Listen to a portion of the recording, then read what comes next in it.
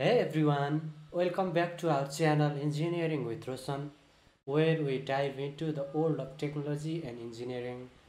It's been over a year since I've uploaded my last video.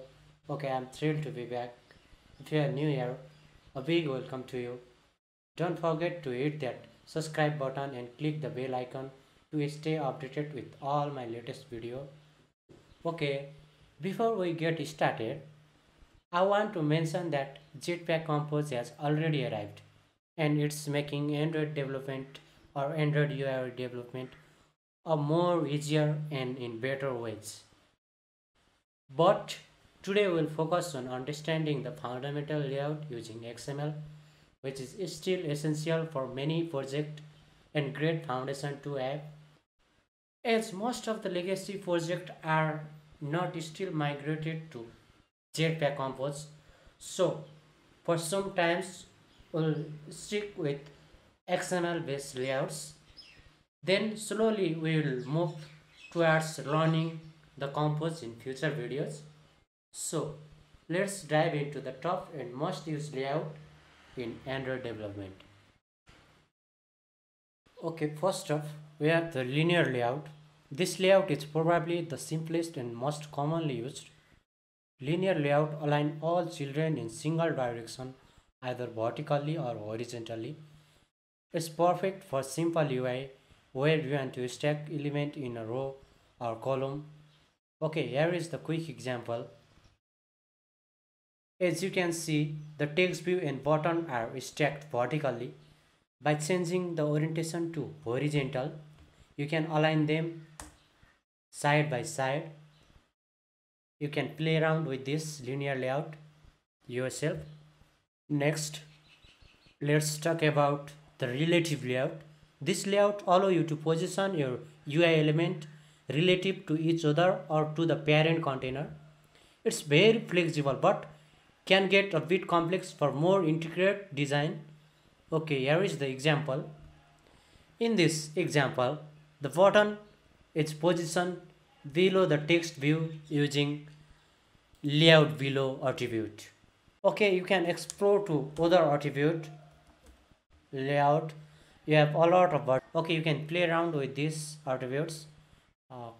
Relative layout is great for creating more complex UI without nesting multiple linear layouts.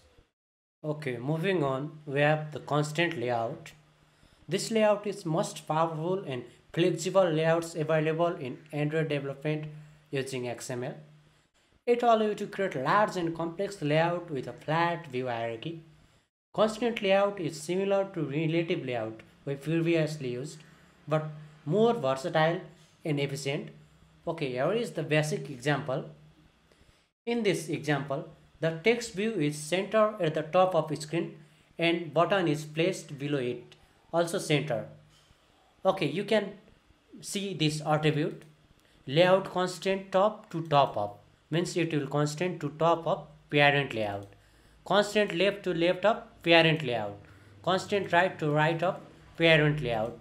Okay, in this attribute instead of parent we can give the id of any other views. Let's see in below button. Here we give constraint top to bottom of text view, this text view, and for left and right we constraint with parent. As you can play around with constraint layout, you can use constraint guides or it have many attributes. It's so much powerful that you can build any type of UI. Constraint layout is highly recommended for modern Android app due to its efficiency. Next, let's look at the frame layout. Frame layout is designed to block out an area on the screen to display a single item. Child views are drawn in a stack with the most recently added child on the top. It's great for simple overlay. Okay, let's see how it works. Here is the text view is overlay on top of image view. You can see I've just put around with this.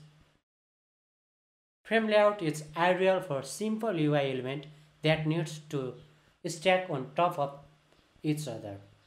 Okay, In our most used layout in Android Studio, we have covered 4 layouts. Lastly, we have the grid layout. This layout is a way to align component in rectangular grid. It's similar to linear layout but offers more flexibility by allowing row and columns. Okay, check out this. In this example, we have simple 2 into 2 grid, and grid layout is powerful for creating grid based designs, especially when combined with words and spans. Okay, look at here. Here we have item 1, which layout row is 0 and layout column is 0. For item 2, we have layout row means this is in first row, and column this is in second column, means we will use 1. Similarly, we have layout row 1 and 0, and layout row 1 and layout column 1. So there you have it.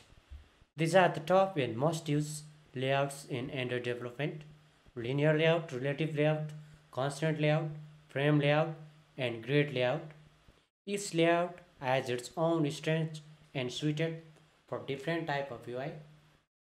Beside this UI, there are other layouts in Android development which you can use in your purpose. You can explore them in Android documentation or Google. I hope this video helped you to understand which layouts to use for your next project. Okay guys, thanks for watching. If you found this video helpful, please give it a thumbs up, share it with your friends, comment below if you have any question or topic you'd like me to cover in future video. Don't forget to subscribe for more Android development tutorials. Okay, until next time, keep coding and creating awesome apps. See you soon.